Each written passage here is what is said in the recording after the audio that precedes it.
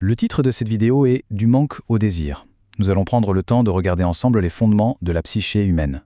Il s'agit d'observer, avec une attention clinique, les mécanismes très profonds qui relient nos traumatismes à la naissance de nos aspirations. L'idée ici est vraiment de décoder la mécanique interne de l'être humain avec lenteur et avec précision. Pour vous donner une idée de notre parcours, nous allons suivre une progression en 5 étapes.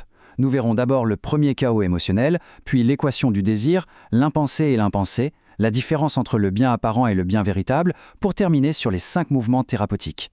Nous pouvons commencer par cette citation du docteur Sandrine de Montsabert qui dit que le désir est la mémoire du manque, mais que le manque dont il se souvient n'est pas toujours celui qu'il nomme. C'est une pensée qui pose vraiment les bases de notre réflexion d'aujourd'hui. Ce que cela signifie concrètement, c'est que le désir formulé par un patient est très souvent incomplet. Il est en réalité la traduction d'un vide intérieur qui n'a pas encore été identifié. La plainte que l'on entend cache un manque beaucoup plus ancien. C'est précisément ce décalage fondamental que le travail thérapeutique doit mettre en lumière.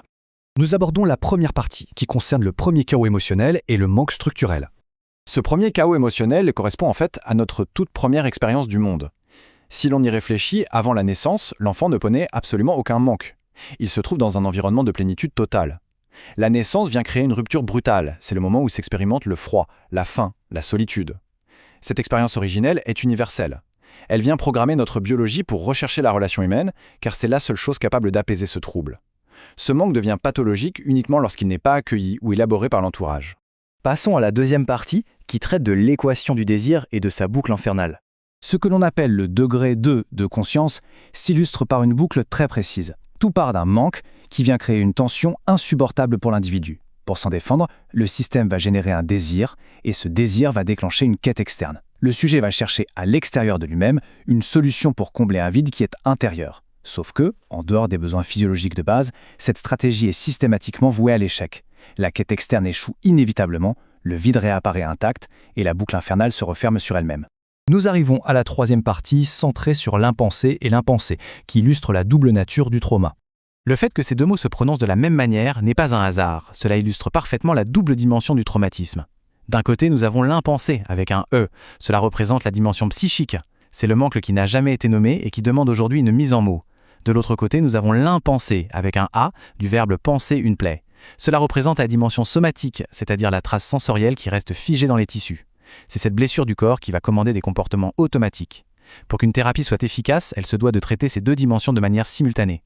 Dans cette quatrième partie, nous faisons la distinction entre le bien apparent et le bien véritable.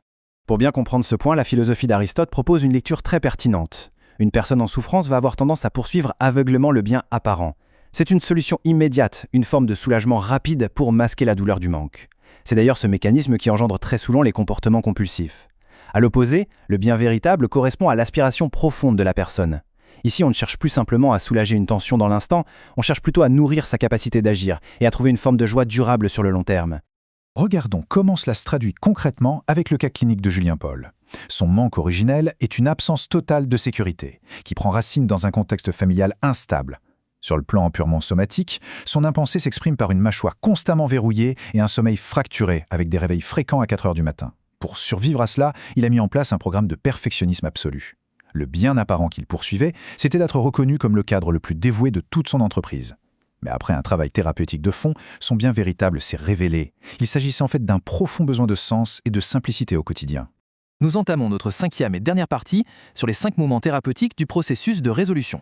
Pour guider une personne vers l'apaisement, il y a 5 mouvements qui sont totalement indissociables. Il faut commencer par reconnaître l'existence du manque sans chercher à le fuir. Ensuite, on doit examiner ce que l'on appelle l'ombre, c'est-à-dire nos vulnérabilités les plus enfouies. Le troisième mouvement consiste à transformer un désir réactif en un véritable besoin conscientisé. Le quatrième mouvement demande de réguler le système nerveux sympathique pour sortir le corps de son état d'alerte permanent. Et enfin, le cinquième mouvement vise à développer une pensée complexe, une pensée qui est capable d'accepter les limites et les nuances de la réalité. Cette matrice vient structurer toute la méthode d'intervention.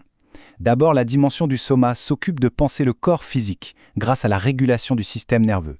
Ensuite, la dimension de la psyché se charge de penser le manque en retravaillant nos croyances internes.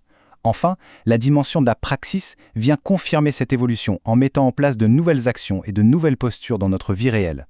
C'est l'alignement strict de ces 3 pôles qui permet d'annuler la compulsion de répétition et de rétablir un équilibre profond.